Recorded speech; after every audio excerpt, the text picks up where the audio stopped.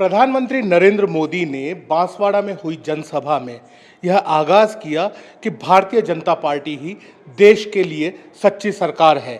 वही एक ऐसी सरकार साबित होगी जो देश के हित के लिए बात करती है। उन्होंने कांग्रेस पर निशाना साधते हुए कहा कि कांग्रेस सरकार सिर्फ और सिर्फ मुसलमानों की हितैषी सरकार है।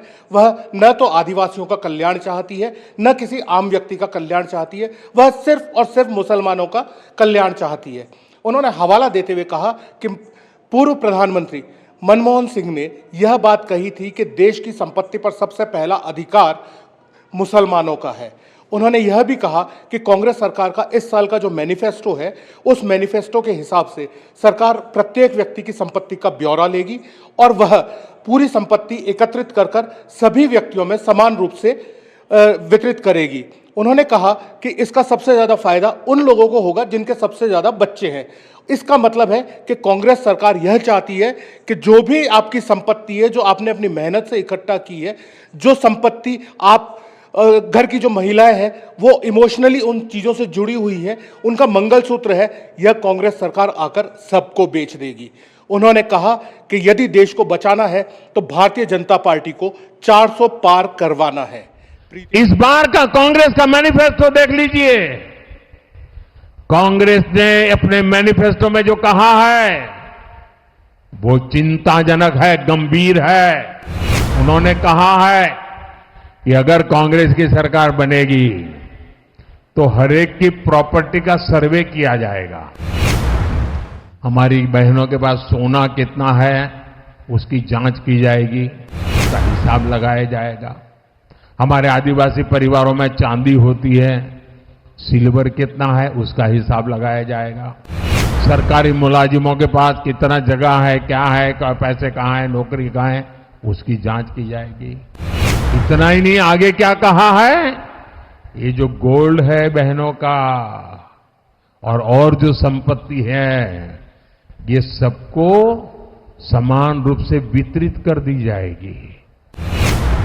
क्या ये आपको मंजूर है? क्या आपकी संपत्ति सरकार को हटने का अधिकार है? क्या आपकी संपत्ति को, आपने मेहनत करके कमाई हुई संपत्ति को सरकार को ऐंठने का अधिकार है? क्या उस संपत्ति को मेरी माताओं बहनों की जिंदगी में सोना वो सिर्फ शो करने के लिए नहीं होता है, उसके स्वाभिमान से जुड़ा हुआ है। उसका मंगलसूत्र वो एक सोने का कीमत का मुद्दा नहीं है, उसके जीवन के सपनों से जुड़ा हुआ है। तुम उसे छीनने की बात कर रहे हो अपने मैनिफेस्टो में। गोल्ड ले लेंगे, सबको वितरित कर देंगे। और पहले जब उनकी सरकार थी उन्होंने कहा था कि देश की संपत्ति पर पहला अधिकार मुसलमानों का है। इसका मतलब ये संपत्ति इकट्ठी करके किसको बांटेंगे? जिनके ज्यादा बच्चे हैं उनको बांटेंगे। घुसपैठियों को बांटेंगे।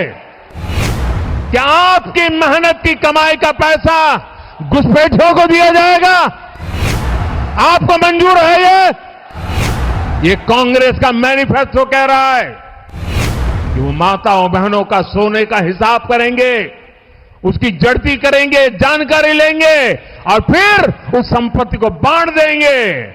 और उनको बांटेंगे जिनको मनमोहन सिंह जी की सरकार ने कहा था कि संपत्ति पर पहला अधिकार मुसलमानों का है।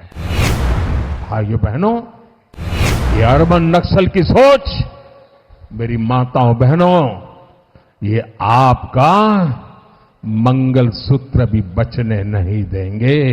यहां तक जाएंगे मैं कहने